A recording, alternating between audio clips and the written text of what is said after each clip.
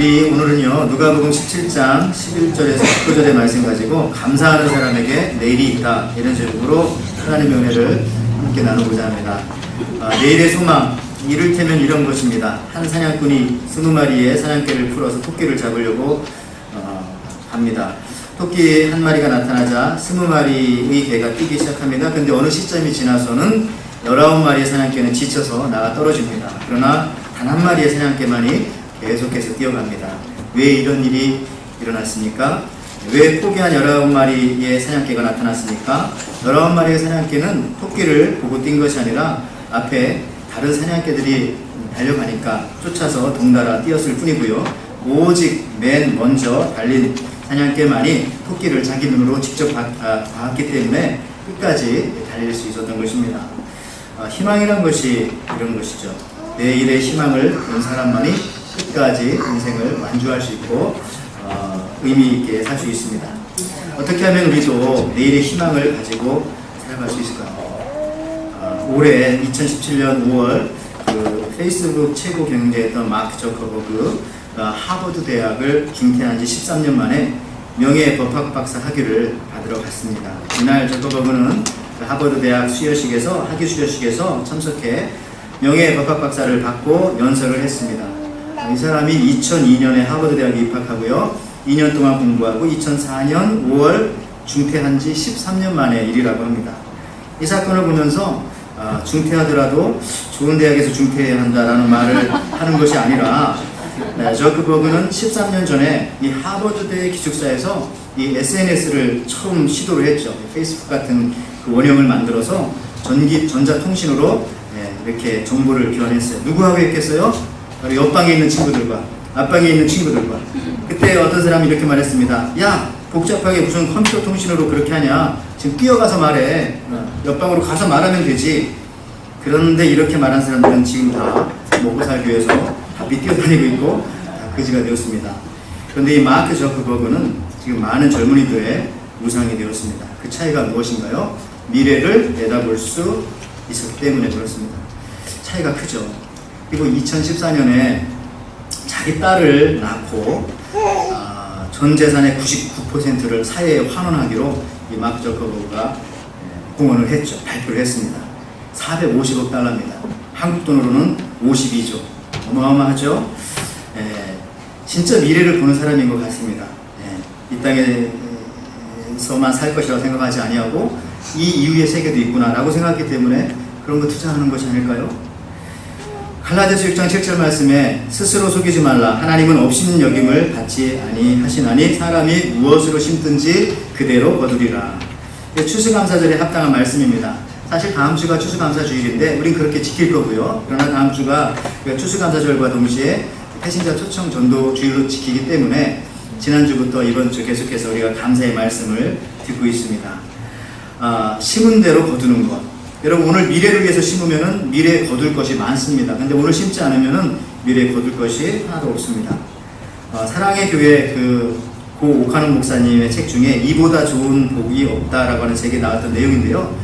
어떤 사람이 100세까지 장수하겠다는 꿈을 가졌습니다. 그래서 장수의 비결을 배우기 위해서 장수한 사람들의 기록을 좀 찾아봤어요.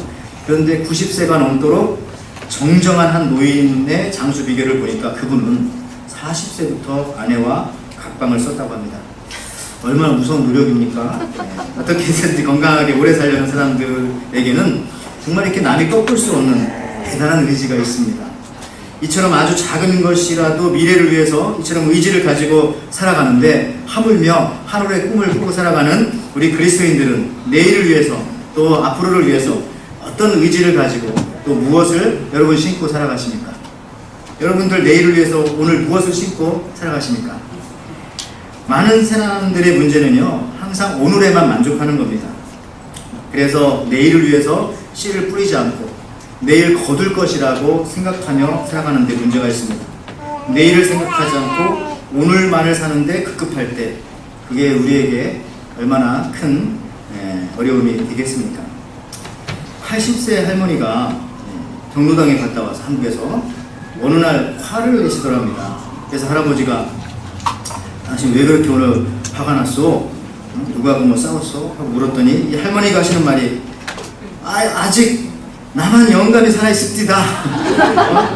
그러니까 할아버지가 젊었을 때 미래를 위해서 투자를 했어야 되는데 투자를 하지 않으셨나 봐요. 잘했어야죠. 비슷한 얘기로요. 엄마 악어 둘이 만났어요. 한 악어가 악어백을 멋있는 것을 메고 왔습니다. 그래서 너무 부러워요, 다른 악어가. 그래서 그거 어디서 났냐고 물어봤더니 이 악어가 하는 말이, 이거 전 남편이야. 여러분 소름 끼치지 않습니까? 네, 여러분 남편이 아니니까. 저는 이 얘기를 듣고 소름이 끼치더라고요. 요즘 남편들 조심해야 됩니다. 특히 잘 때 조심해야 되고요. 그리고 미래를 위해서 준비하고 투자해야 합니다. 그리스도가 교회를 사랑하면 같이 아내에게 잘하시고, 아직 늦지 않았으니까 이제부터라도 사랑하십시오. 여러분, 프랑스의 시인 보풀르제는요 이런 말 했어요. 생각대로 살지 않으면 머지않아 사는 대로 생각하게 될 것이다. 사실 내일 승리를 원한다면 오늘 승리에 대한 씨앗을 반드시 뿌려야 합니다. 그 씨앗이 무엇인가? 바로 감사라는 것입니다. 긍정적인 마음의 감사. 예배하는 자의 마음이 바로 감사의 마음. 여러분들도 예배 드리러 올 때 기본적으로 감사의 마음이 있으니까 이곳에 오신 줄 믿습니다. 하나님 앞에 감사하고 또 많은 사람들에게도 감사하고 감사하는 마음이 있기 때문에 지금 예배를 하나님 앞에 드리고 있는 것이죠. 시편 50편 23절 말씀에 감사로 제사를 드리는 자가 나를 영화롭게 하나니 그의 행위를 옳게 하는 자에게 내가 하나님의 구원을 보이리라. 이거를 요약하면은 감사할 때 구원의 길이 보인다, 이런 말입니다. 감사할 때 문제 해결의 길이 보인다. 앞이 캄캄해도 지금 감사 기도하는 겁니다. 그러면 하나님께서 이쪽 문이 닫히면 또 다른 문을 열어주신다는 거죠. 뒷문이 닫히면 앞문을 열어주시고, 앞문이 닫히면 뒷문을 열어주시는 거죠. 그럼 마이클 조던이라는 사람, 시카고의 명물 뿐만 아니라 미국의 명물이고 모든 아이들의 우상이기도 합니다. 지금 아이들도 아마 알 거예요. 심지어 이 나이키에서는요, 이 도요타가 렉서스라고 하는 상표를 따로 가지고 있듯이, 또 혼다가 인피니티라고 하는 그 상표를 따로 가지고 있듯이, 요즘 현대차도 뭐 제네시스라고 하는 차를 따로 그 브랜드 네임으로 가지고 있잖아요. 마이클 조던 역시 나이키가 마이클 조던이라고 하는 새로운 브랜드를 따로 가지고 있습니다. 정말 전설적인 선수죠. 이 마이클 조던. 그가 한 번은 놀라운 기록을 세운 적이 있습니다. 한 게임에서 혼자 69점을 득점을 했어요. 그런데 그날 딱 1점을 기록한 선수가 있었습니다. 이 사람이 바로 스테이시 킹. 그런데 이 기자들이 이런 걸 그냥 넘어가지 않죠. 이걸 기사화 만들게 하기 위해서 짓궂은 질문을 스테이시 킹에게 했습니다. 이렇게 물어봤습니다. 당신 기분이 지금 어떻습니까? 당신 지금 일어난 이 일에 대해서 어떻게 생각하십니까? 그때 스테이시 킹이 아주 의미심장한 한마디를 하니까 이 기자들이 더 이상 짓궂은 질문을 할 수 없고 입을 닫을 수밖에 없었다. 뭐라고 말했느냐면 이렇게 말했죠. 스테이시 킹이, 난 오늘 저녁 마이클 조던과 함께 70점을 득점한 선수로 영원히 남을 것입니다. 정말 행복합니다. 그리고 마이클 조던에게 감사합니다. 여러분, 그는 감사의 원리를 아는 사람이었고, 그리고 그 감사의 능력을 통해서 이런 위기를 극복할 수 있었고, 또 모든 일에 감사할 수 있었습니다. 여러분, 우리가 이 감사의 씨앗을 오늘 뿌릴 때에 내일 반드시 성공을 거둬들일 수 있습니다. 감사하는 사람은 그래서 어떤 상황에서도 승리합니다. 감사가 답이에요. 왜냐하면 아까 읽었던 시편 50편 말씀처럼 하나님께서 그에게 구원의 길을 보이시기 때문에 그렇습니다. 영국 그 빅토리아 여왕 시대에 낭비벽이 심한 손자가 하나 있었어요. 그 때문에 빅토리아 여왕이 아주 골치가 아픕니다. 하루는 그 손자가 여왕한테 와서 이런 말을 하죠. 할머니, 내일 제 생일인데 선물 많이 주세요. 그랬더니 여왕은 손자에게 말로 하면 안 되고 편지를 썼어요. 얘야, 미안하다. 그런데 그렇게 낭비하며 살면 안 된다. 왕실 가족일수록 국민들을 위해서 절약하며 살아야지 하면서 왜 절약해야 되는지 그걸 긴 장문의 편지를 친필로 써서 보냈죠. 다음날 여왕은 이 손자로부터 또 다른 편지를 받고 미소를 지을 수밖에 없었습니다. 손자가 이렇게 편지 썼어요. 사랑하는 할머니, 직접 써주신 친절한 친필 편지에 감사합니다. 그 편지는 제가 100파운드 받고 팔았습니다. 감사합니다. 여왕이 쓴 편지니까 얼마나 가치가 있겠어요. 그러면 어떤 것을 주시든지 감사하는 사람은 그것을 가든지 그것을 가지고 뭐든지 할 수 있습니다. 설령 그것이 아픔이든지 그것이 설령 또 나에게 있어서 어떤 그 두려움이든지 그 어떤 것이든지 감사할 때 그것이 변해서 놀라운 것으로 변화될 수 있다는 거죠. 여러분, 성공은 그래서 환경이나 능력, 재물, 건강에 달려있지 않습니다. 바로 이 감사하는 마음이 그 사람에게 있느냐 없느냐에 달려 있습니다. 또 오늘 본문 예수님께서 사마리아와 갈릴리 사이로 지나가십니다. 즉 마을과 마을의 접경지대입니다. 그런 곳에서도 마을이 있어요. 근데 어떤 마을이냐면은 문둥병 환자들이 사는 그런 마을입니다. 나병 환자들이 사는 곳입니다.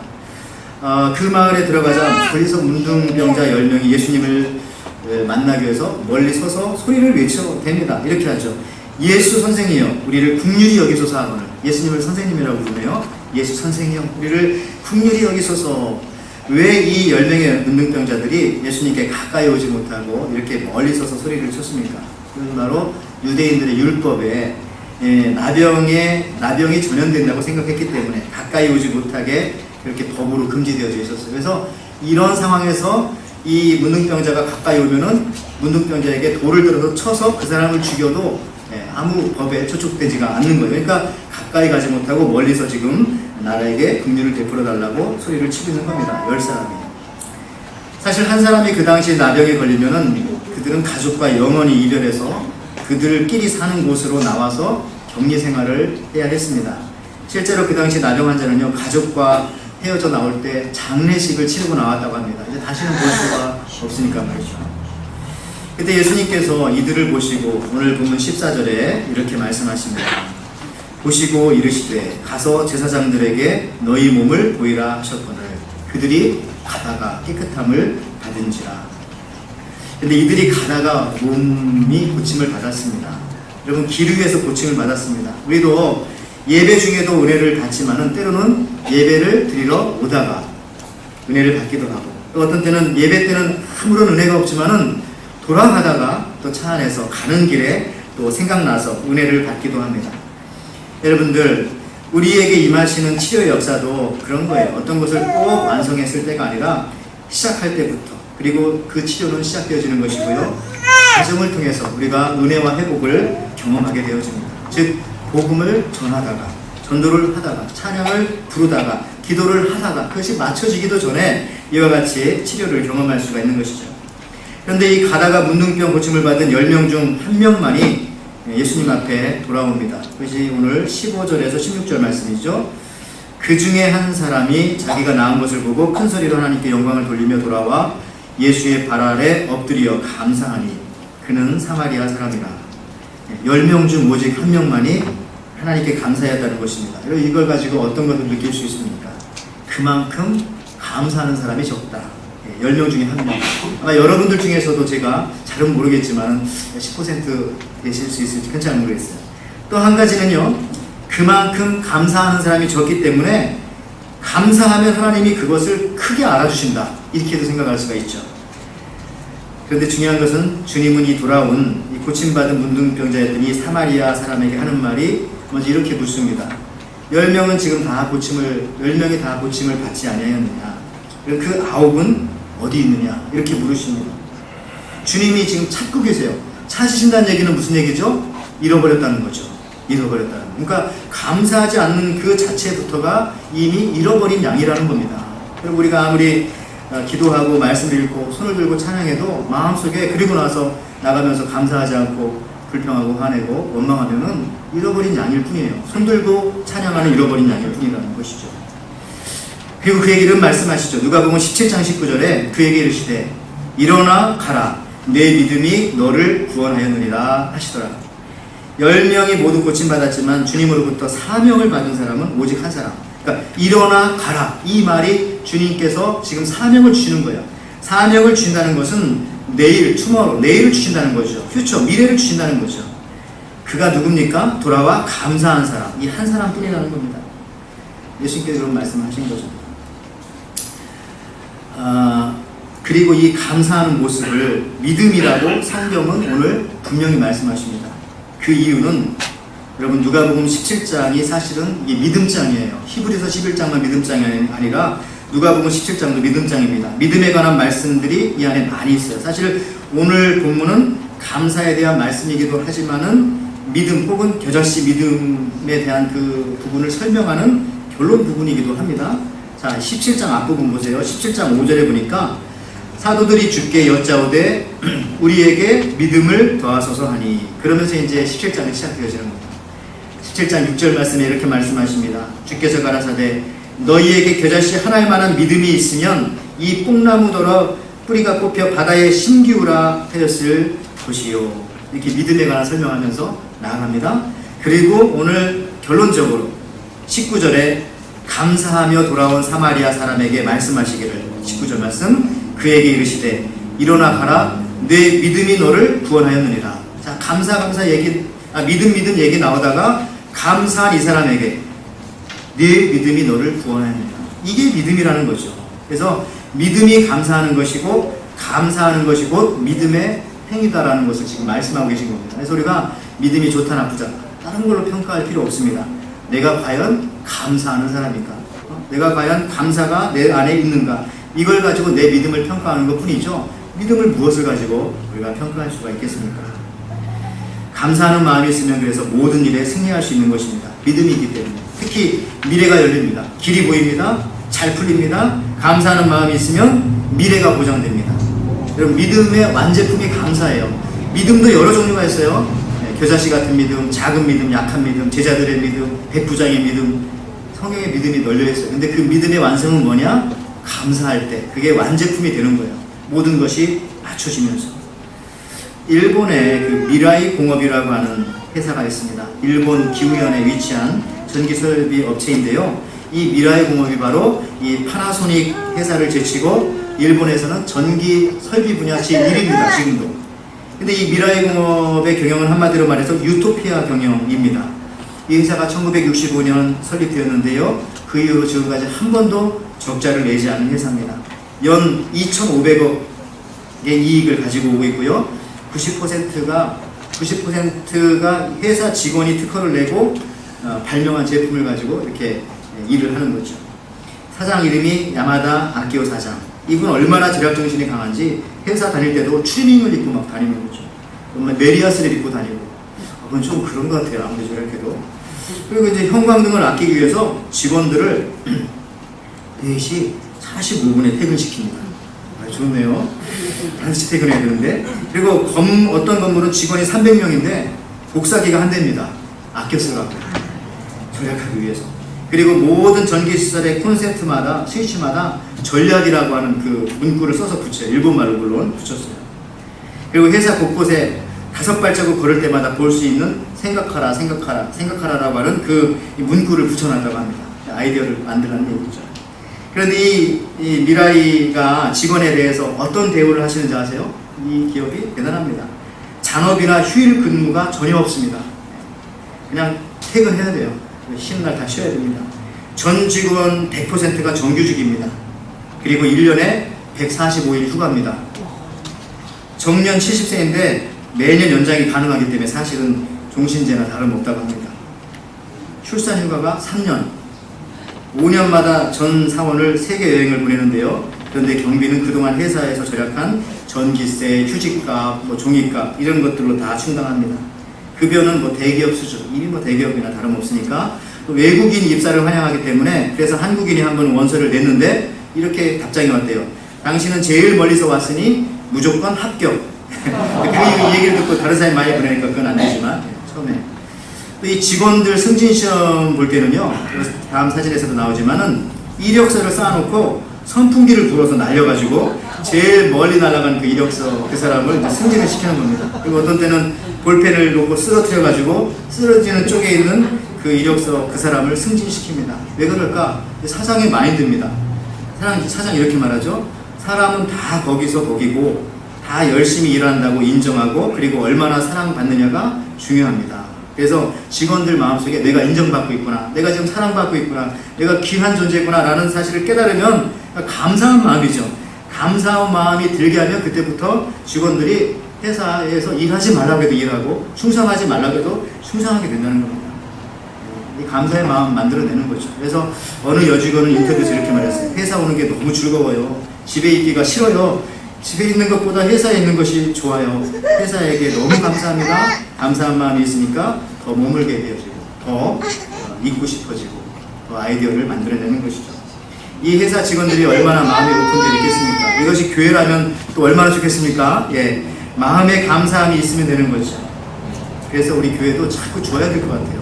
그리고 빨리 가라고 하진 않고 마음이 즐겁고 감사함이 가득하니까 성과가 좋은 것입니다. 여러분에게도 이런 마음이 있었으면 좋겠습니다. 아, 내 인생에 에덴교회가 있는 것이 너무 좋고 감사하다. 여기서 환영받고 서로 환영하고 여기서 서로 미운 점 고운 점 들면서 함께 지내는 것이 너무 감사하다. 이런 감사한 마음이 우리 마음속에서 우러나온다면 모든 것은 다 끝난 겁니다. 더 이상 뭐 제가 설교할 필요도 없고 끝난 거죠. 그런 분들이 많지가 않기 때문에 제가 지금 설교를 하고 있는 것은 아니지만 시간 채워야죠. 여러분 이런 감사한 마음이 우리 속에서 우러나온다면 모든 것은 끝나는 거죠. 목회자 저도 마찬가지입니다. 이렇게 좋은 정도가 어디 있냐. 여러분 이번에 사랑방 축제 준비하는 거 제가 보면서 기대가 많이 커요. 어제도 보니까 뭐 청년들은 뭐 프린트를 금해가지고 뭐 종이를 만드는데 뭐 그애를 아마 덮어 씌울 것 같은 무슨 뭘 만들어 같기도 하고 뭐 다른 부서들도 뭐 온갖 잡다한 기구를 사용해가지고 뭘 막 준비하시는 것 같아요. 정말 열심히 준비하십니다. 감사한 마음이 있으니까 이런 거 가지고 누가 억지로 시키면 나와서 이런 거 하겠습니까? 열심과 정성, 또 창의력과 아이디어가 이 감사한 마음 속에서 모아지는 겁니다. 억지로 하면 창의성이 안 나오죠? 감사한 마음이 있을 때 승리하는 것입니다. 어느 사랑방이 승리하는지 한번 보겠습니다. 여러분 또 다음 주가 우리 태신자 또 전도주일이잖아요. 이것도 감사한 마음으로 나를 구원해 주신 하나님께 감사하면서 자진해서 해야지 자꾸 하라고 하면 또 하라고 하니까 아주 싫어지는 우리 인간들이잖아요. 우리들이잖아요. 여러분 감사는 이처럼 우리에게 강력한 미래를 보장해 줍니다. 감사함으로 하면 힘들지 않습니다. 지치지 않습니다. 피곤하지 않습니다. 여러분 그리고요 아무리 유명한 사람이라도요 보세요 영향력이 있고 뭐 국회의원 지내고 장관 지낸다 하실지라도요 나이가 들면 시간이 또 많이 흘러가면 남자들은 집에 계신다고 하더라고요. 연세가 뭐 70, 후반, 80 이렇게 되면 다 집에 계신대요. 젊었을 때 뭐 떵떵거리고 다니셨어도요. 그럴 때 부인은 외출하면서 남편에게 이런 말하고 외출한다고 하네요. 까불지 마라. 네, 왜 그랬을까요? 까불지 마라는 뜻이 다른 뜻이 아니고 이거라고 하네요. 가스 조심하고 불 조심하고 지퍼 조심하고 이건 뭔지 모르겠어요. 마음 단단히 먹고 라면 끓여 먹고 기다리고 있어요. 우리가 젊어서 힘있고 능력이 있어도 결국 모든 인생의 승리자는 하나님을 위해서 영광을 돌리며 감사하는 사람이에요. 감사하는 사람은 연세가 드셔도 얼굴이 편안하고 그죠? 감사가 넘쳐나요. 여러분 그 보스턴에 가면은 그 필립스 아카데미 이 보딩 스쿨이 있지 않습니까? 한국 사람들도 여기 오고 싶어 하기도 하고 미국에서 물론 아무나 갈 수는 없는 곳이죠. 이 필립스 아카데미 보딩 스쿨이요 미국 보딩 스쿨 중에서는 최고인데 사실 여기서 이제 하버드 대학도 나오고 예일 대학도 나오고 다 나왔죠. 그리고 초대 대통령이었던 워싱턴부터 시작해서 이 부시 대통령 그런 분들도 다 여기 출신입니다. 그런데 이 학교의 건교 이념이 뭐냐? 바로 고린도전서 10장 31절 말씀. 그런즉 너희가 먹든지 마시든지 무엇을 하든지 다 하나님의 영광을 위해서 하여라. 예, 하나님께 감사라는 거죠. 영광을 돌리면서 감사하라. 그랬더니 이 학교가 뭐 특별한 정치인을 만들어내려고 시작한 것도 아니고 위대한 기업가를 만들어내려고 시작한 것도 아닌데 그런 사람들이 막 쏟아져 나오더라는 얘기죠. 뭐를 위해서 하니까요? 하나님의 영광과 하나님께 감사하는 마음으로 시작했더니 이런 결과들이 나타난다는 겁니다. 우리가 인생 살다 보면 참 어려운 일들이 많습니다. 참 이런 상황에서 과연 감사할 수 있을까? 감사해야 되나? 이런 생각을 할 때가 있어요. 그러나 하나님의 섭리는 여러분 놀랍지 않습니까? 가을철 사과를 딸 때, 이제 우리 하와이는 사과 딸 데가 없지만은 본토나 우리 한국 가면 애플 피킹 하잖아요. 가을철에. 그러면은 그 따서 딱 냄새를 맡아보면은 얼마나 그 애플 향기가 향긋하게 납니까? 근데 여러분 단순하게 생각하면은 그 달콤한 향기를 만들기 위해서 봄부터 사과나무에다가 향수를 갖다 집어 붓나요? 그렇지 않죠. 봄에 뭘 붓습니까? 똥을 갖다 붓고 거름을 갖다 붓고 냄새나는 걸 막 갖다 붓는데도 신기하게도 가을이 되면 그 과일을 탁 따면은 향긋한 냄새가 난다는 거죠.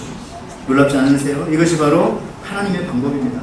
그러니까 우리가 어떤 상황에서든지 감사할 수밖에 없습니다. 누가 똥과 오물을 부어도 결국 하나님 안에서 향기로운 열매를 맺을 것을 우리는 알고 있기 때문에 어떤 상황에서든지 우리는 감사할 수 있다는 거죠. 제가 이제 말씀하시면서 감사하는 사람은 미래가 있기 때문에 성공할 수밖에 없고요. 일본의 다시 한번 일본 얘기를 하나 더 할게요. 일본 그 북쪽에 가면 홋카이도 섬 제일 추운 곳이잖아요. 여기 가면은 아사히야마 동물원이라는 동물원이 있다고 합니다. 일본 최고 북쪽에 있다는 것밖에는 별다르게 내세울 것이 없는 동물원이었어요. 그래서 연 28만 명밖에 찾아오지 않았기 때문에 추운 동물원이고, 그래서 문 닫을 수밖에 없었던 그런 순간에 한 감사하는 사람이 좋은 아이디어를 내서 이 동물원의 컨셉을 바꿔버렸습니다. 그래서 지금은 연 400만 명이 찾는 아주 유명한 동물원이 되었습니다. 여기 보면 나오지만 펭귄이 하늘을 날게 만드는 거예요. 펭귄은 여러분 하늘 나는 새가 아니잖아요. 날개는 있지만은, 그런데 이렇게 유리로 해놓고 위에 하늘이 보이게 하고 위에 이제 물로 헤엄쳐서 가게 만들어서 밑에서 보면 펭귄도 하늘을 나네? 이런 느낌 받게 하고요. 그 다음에 펭귄들이 저렇게 눈 위를 걸어서 대중들 사이를 걸어가게 만드는 거예요. 물론 만지면 안 됩니다. 근데 여러분들 펭귄이 얼마나 귀엽고 이 머리가 똑똑하냐면 자기들끼리도 걸어가다가 툭 쳐가지고 넘어뜨린데 서로 장난치고 그러니까 그런 걸 보면 사람들이 얼마나 재밌겠어요. 그런 컨셉을 만들었고, 또 어떤 우리는 닭 한 마리를 사자 우리 안에 집어넣어가지고 그걸 관광객들이 관찰하게 한대요. 과연 사자가 닭을 잡아먹을 수 있을까? 아니면 닭이 사자의 머리를 쪼을 수 있을까? 어쨌든 잘 살고 있대 지금도. 그런 걸 그냥 보게 만드는 거예요. 그리고 어떤 우리는 호랑이와 사자를 같이 살게 합니다. 그럼 누가 살고 누가 죽을까? 역시 이것도 신기하게도 강한 녀석들끼리 같이 잘 산대요. 이렇게 또 서로 이렇게 결혼도 해가지고 라이거라고 하는 이런 것도 낳기도 하고 그런 걸 보는 거예요. 사람들은 전혀 다른 컨셉으로 만들어가잖아요. 그 다음에 어떤 방에 가면은 호랑이의 비밀이라고 해가지고 호랑이 똥을 막 전시해주기도 하고. 여러분 동물원 가서 호랑이 똥 본 적 있어요? 똥 보기도 전에 치워버리잖아요. 똥도 보고. 또 어떤 전시실에 가면은 또 그 코끼리가 똥을 싸는 거 이것도 막 보여줘요. 똥도 보여주는데 오늘 죄송합니다. 똥 얘기가 많이 나오네. 코끼리 똥은 우리가 잘 알고 있는 침대 정도 면적으로 떨어진대요. 확 떨어지면 어마어마하다고 하네요. 이거 보세요, 여러분들. 궁금해서 가보고 싶죠? 이런 것처럼 컨셉을 완전히 바꾼 겁니다. 색다른 것을 보여주는 거죠. 이 동물원이 문을 닫으려는 순간에 전혀 다른 컨셉으로 살아난 것입니다. 우리도 인생 살다 보면 어려운 순간이 있습니다. 그럴 때 원망, 불평 나오는 것이 당연한데 그 순간에 완전히 예상과는 다르게 컨셉을 바꿔가지고 감사해보세요. 놀래요. 하나님도 놀래고 악한 마귀도 놀래고 사람도 놀래고 나도 놀래게 되는 거죠. 내 안에 믿음이 있었구나. 주님이 내게 주신 믿음이 있었구나. 우리도 어려운 순간에 이렇게 하는 겁니다. 완전히 컨셉을 바꿔서 감사로 표현한다면 놀라운 일이 벌어질 것입니다. 원망이 나올 때 감사하는 것입니다. 감사 없는 세상에서 완전히 다른 컨셉으로 나아갈 때 우리의 미래의 앞길은 또 다른 길이 열려지게 된다는 거죠. 제 말씀하시면서 그래도 감사하기 힘들다고 생각하시는 분들, 제가 한 가지만 더 얘기하면 주님 이렇게 말씀하셨어요. 그게 어려면 나를 힘입어서라도 좀 감사해라. 골로새서 3장 17절 말씀입니다. 한번 한 목소리 읽어볼까요? 자, 시작. 또 무엇을 하든지 말에나 일에나 다 주 예수의 이름으로 하고 그를 힘입어 하나님 아버지께 감사하라. 다 앞에 얘기하는 게 다 복잡하게 들리면 이것도 저것도 안 되면 예수님을 힘입어가지고 하나님께 감사하기 바랍니다. 오늘 이 감사의 씨앗을 심으면 내일 우리는 가장 아름다운 것을 거둬들일 겁니다. 감사는 가장 강력한 것이죠. 10명의 고침받은 문둥병자들 중에 돌아온 이는 오직 한 사람 뿐이었습니다. 그만큼 감사하는 사람이 귀합니다. 그에게 주님은 새로운 내일 살아갈 이유, 주님의 일을 맡겨주십니다. 사명을 주십니다. 일어나 가라. 이제 내 이름으로 가거라. 이 말씀 속에는 이제부터 내가 너와 함께 하겠다. 나를 보내시니가 나와 함께 하겠다고 하시는 그런 말씀입니다. 감사하는 사람에게만 내일이 미래가 있습니다. 여러분 우리가 감사함 속에서 여러분의 아름다운 미래가 펼쳐지기를 주님의 이름으로 다시 한번 축원을 드립니다.